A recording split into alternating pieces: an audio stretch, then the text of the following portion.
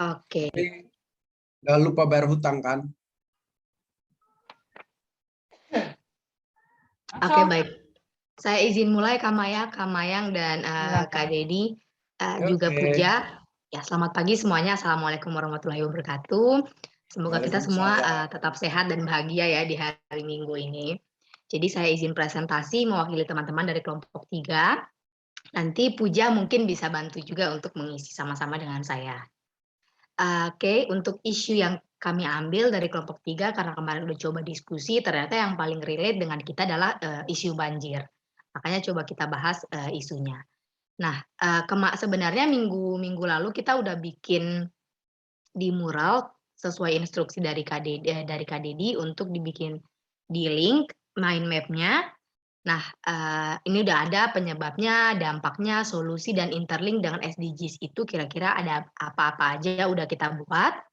Lalu karena ada instruksi lagi untuk coba kita ulas lebih dalam dengan menggunakan framework dari yang dipresentasikan Kak Nia beberapa minggu lalu, akhirnya kami tim kelompok 3 coba bikin lagi lebih detail. Nah, saya izin masuk ke dalam framework for management vulnerability. Jadi tujuannya kan adalah untuk komunitas atau society kita itu lebih bisa beradaptasi terhadap perubahan kondisi. Yang kedua itu antisipasinya terhadap perubahan atau shocks yang terjadi. Lalu yang ketiga adalah untuk build up kapasitas kita untuk recover. Nah, sebelum kita bisa masuk ke tujuan kita perlu mengakses beberapa hal dulu. Yang pertama, kita harus assess dulu nih, kira-kira sensitivity dari society maupun dari government terhadap isu banjir itu seperti apa. Lalu setelah itu kita assess juga adaptif kapasitasnya terhadap banjir itu sudah seberapa. Lalu berdasarkan kedua asesmen tadi, hasil dari asesmen tadi, coba kita bikin planning dan implementation-nya, yang kemudian nanti ketika proses implementasi diikuti dengan proses evaluasi. Nah, ini coba saya jelaskan lebih detail berdasarkan tadi yang sudah saya paparkan. Jadi karena isu kita adalah banjir, di mana exposure dan sensitivitasnya itu kan menambahkan vulnerability kita ya. Nah, untuk mereduce dan vulnerability kita adalah kita meningkatkan adaptive capacity tadi. Dilihat dari sisi teknologinya, social economy, institutional and education, ataupun hal-hal lain yang bisa ditambahkan. Yang tadi saya bilang itu 3 tadi, adaptasi, antisipasi, dan build up capacity. Nah, kita udah melakukan assessment sensitivitas dari society dan government terhadap isu banjir. Sensitivitasnya itu berkaitan dengan ekonomi masyarakat. Karena ketika terjadi banjir kan itu mempengaruhi ya mobilitas dari masyarakat, kemudian juga menyebabkan dampaknya misalnya kerusakan, ada juga korban jiwa. Nah, itu kan juga berkaitan dengan ekonomi kita. Lalu untuk lingkungan juga berdampak pada polusi nih, sampah dan air bersih makin kurang nih karena ya tadi ada banjir, kemudian nanti ada penumpukan sedimentasi atau apa ya, lumpur seperti itu, lalu berpengaruh juga terhadap sampah-sampah yang menumpuk dan juga ada keadaan air bersih. Kemudian sensitivitas lainnya adalah infrastruktur dan tata kota yang juga terdampak dari banjir ini. Karena biasanya kan mungkin jalan rusak, kemudian beberapa infrastruktur dan misalnya taman hijau juga di kota itu jadi rusak karena banjir tadi. Kaitan juga dengan kesehatan karena misalnya ketika biasanya kan kalau musim hujan kemudian ada tadi balik lagi ke polusi, sampah dan air bersih kita itu terpengaruh, itu juga kan bisa berpengaruh kepada kesehatan. Lalu berpengaruh juga kepada natural ekosistem terkhususnya yang ada di darat. Nah, beberapanya juga terdampak di laut. Misalnya ketika air dan sampah itu kan nanti pada akhirnya berakhir di laut ya. Itu juga bisa merusak ekosistem di laut, artinya yang tadi kotor-kotor dari darat kemudian terbawa sampai ke laut. Hal lain juga yang paling penting adalah sosial kita. Lalu dari isu banjir tadi kita coba assessment atau assess juga kira-kira, kapasitas adaptif dari society dan government terhadap isu banjir itu udah sampai mana ya? Dilihat dari teknologinya, sosial ekonomi, institusional, dan juga education-nya. Setelah kita lihat, sepertinya teknologi masih sangat jauh ya dari, bagian dari adaptive capacity society dan government kita. Karena memang sejauh ini banjir kayak cuman dianggap, ya sudah terjadi setiap tahun karena musim hujan, kayak gitu. Jadi mereka tidak terlalu fokus ke teknologi. Itu untuk daerah kami ya, kalau misalnya Jakarta mungkin udah lebih maju, mereka udah bikin segala macam, tapi di daerah kita sendiri masih kurang dalam sisi teknologinya. Kemudian dari sosial ekonomi, sebenarnya, sudah mulai, tapi belum full dalam adaptive capacity-nya. Lalu kemudian secara institusional dalam hal ini mungkin lebih refer kepada pemerintah atau government, itu juga sudah mulai adaptif, karena banjir ini kan bukan sesuatu yang baru-baru terjadi ya, tapi udah lumayan sering atau common, jadi sudah mulai bisa, apa ya, keep up dengan masalah ini gitu. Lalu education juga udah sering banget karena kita kan juga baik dari sekolah, kemudian nanti ketika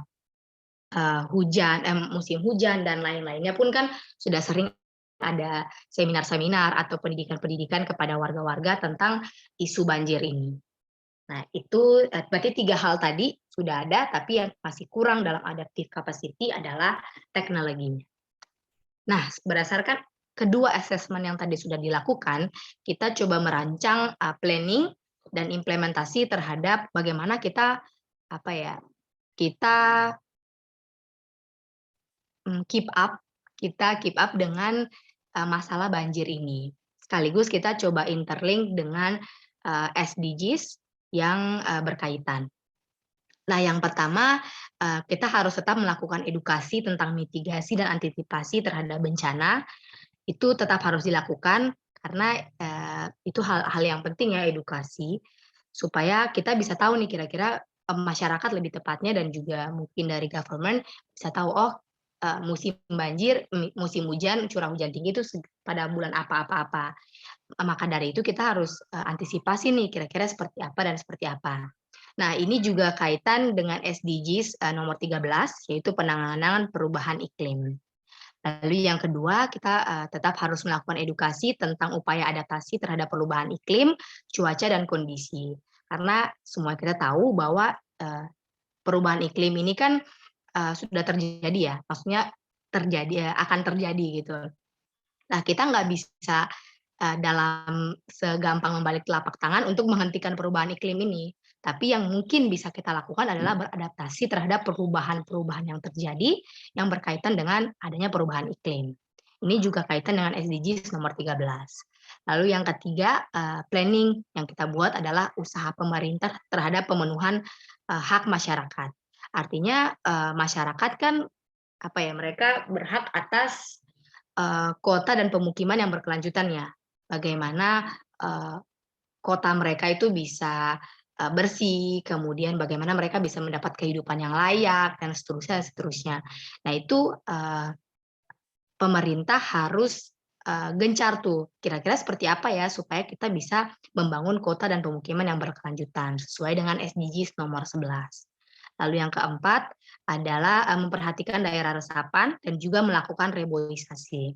Karena, ini asal muasal kita ya, kenapa sampai bisa terjadi banjir itu kan mulai dari hulu dulu, bagaimana, banyak terjadi, penambangan secara liar, terhadap, pohon-pohon yang ada gitu. Nah akhirnya mengurangi, daerah resapan juga, yang akhirnya, berdampak kepada isu banjir ini. Nah, ini kaitannya dengan, ketiga SDGs, yang pertama, SDGs nomor 11, 13, dan juga SDGs nomor 15. Lalu yang terakhir adalah pembersihan selokan dari sampah dan endapan lain, misalnya lumpur, kemudian pasir, dan juga, lain-lain. Ini kaitannya dengan SDGs nomor 11 dan 15. Ini tadi, mind map yang sudah kami buat secara umum seperti ini ya, penyebabnya, curah hujan itu, common ya, general, umum gitu. Kemudian tersumbatnya aliran air di selokan karena tadi endapan lumpur, sampah, dan juga lain-lain. Lalu kurangnya daerah resapan karena ya tadi penebangan hutan secara liar. Lalu dampaknya itu ke sampah dan juga air bersih tadi, kemudian tata kota tadi yang kaitan dengan tata kota itu longsor, jalan putus, jalan berlubang, kemudian kehilangan harta benda, itu kaitan juga dengan ekonomi dan society, lalu korban jiwa. Solusinya tadi sama seperti yang sudah kami sampaikan, lalu interlink dengan SDGs yang tadi juga sudah kami sampaikan. Oke, mungkin itu yang bisa saya sampaikan sebelum saya menutup presentasi ini. Saya mohon izin, Puja, kira-kira ada yang mau ditambahkan? Silahkan Puja sebelum kita tutup.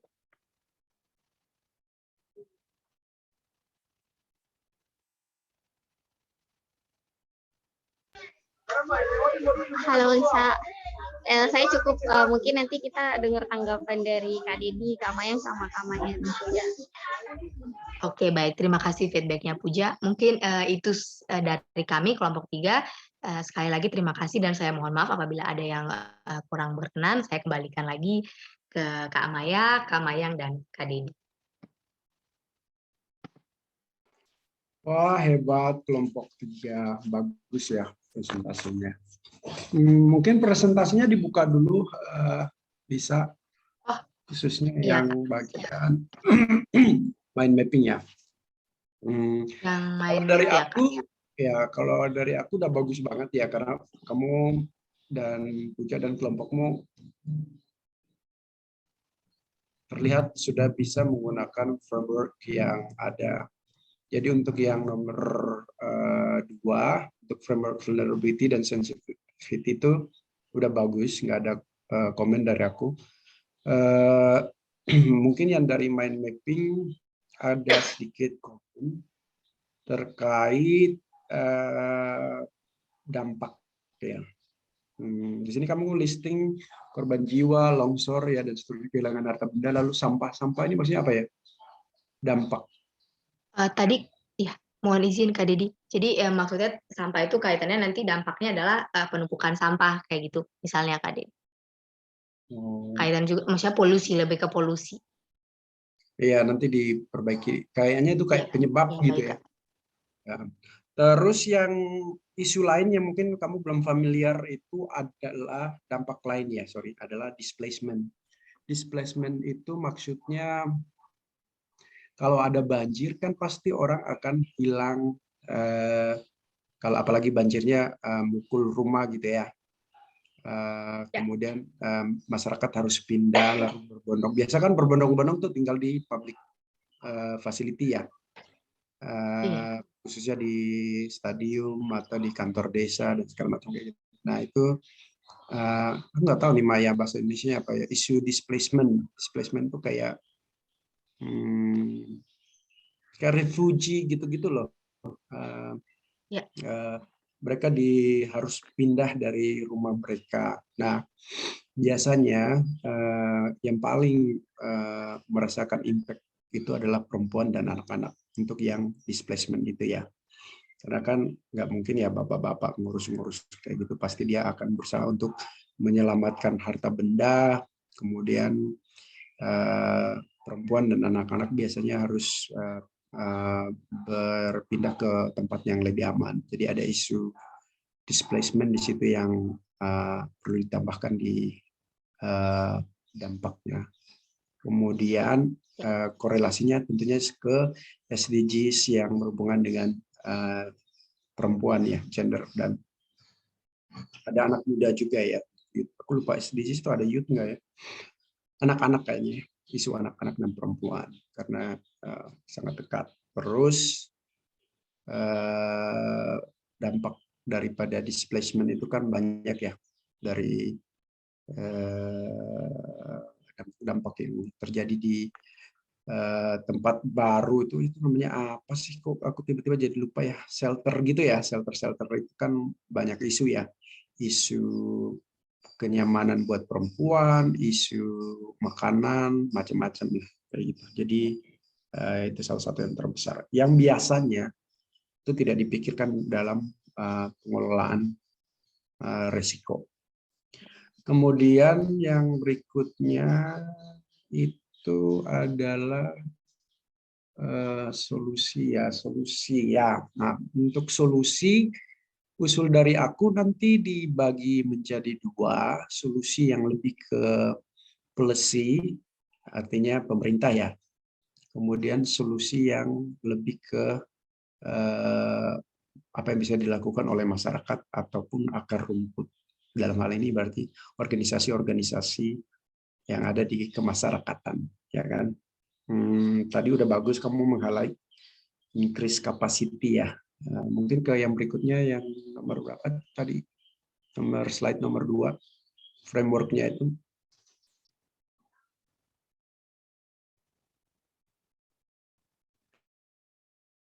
Ini udah kamu highlight, ada isu institusional nih. Institusional itu artinya peningkatan kapasiti daripada pemerintah sendiri dan juga masyarakat kan. Nah, kalau pemerintah so far kan mereka udah kayak bikin yang namanya risk alert itu loh, kalau ada bencana atau apa-apa kan biasa tuh ada dari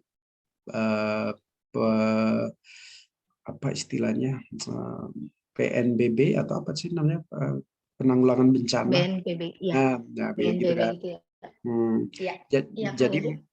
Jadi mungkin nanti dilihat untuk spesifik case-mu udah efektif atau tidak. Jadi itu sebenarnya teknologi intervention sih untuk yang berhubungan dengan informasi ya, peningkatan informasi.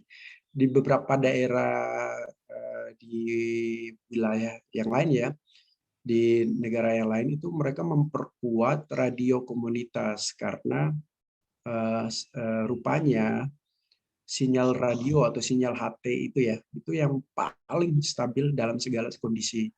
Contoh kayak baru-baru gunung meletus di Tonga tuh ya, nah itu kan mati semua ya communication, tapi radio signal itu tidak mati. Jadi banyak diterbantukan oleh radio community daripada yang ada di masyarakat. Jadi penguatan mereka untuk memberitahukan juga. Kemudian increase capacity yang lain tadi mungkin yang berhubungan ke masyarakat adalah risk dan mitigation ya. Masyarakat harus mampu untuk mengenali risiko kan. Tadi kamu bilang gitu ya. Nah, jadi itu yang perlu harus selalu ditingkatkan, mengenali risiko untuk melakukan tindakan-tindakan pencegahan maupun menghindari risiko tersebut. Mengurangi impact dari risikonya. Nah, untuk yang terakhir, slide terakhir itu udah bagus, tapi mungkin dari aku usulnya pilih 1 atau 2 yang menurut kamu paling low hanging fruit ya. Pernah dengar nggak istilah low hanging fruit? Artinya solusi kita itu kan banyak ya. Jadi ibaratnya kalau satu pohon berbuah, low hanging fruit itu adalah yang paling bisa kamu jangkau. Jadi cari solusi yang bisa kamu paling bisa lakukan, lalu itu yang dilakukan atau diusulkan misalnya kayak gitu. Kira-kira dari implementasi 1, 2, 3, 4, 5 ini menurut kamu low hanging fruit-nya yang mana?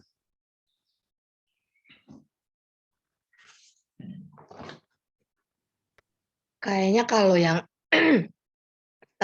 ke pemerintah mungkin ada beberapa tahap ya, Kak Didi. Jadi kayaknya menurut kita yang paling dekat dengan sosial kita, artinya mengedukasi.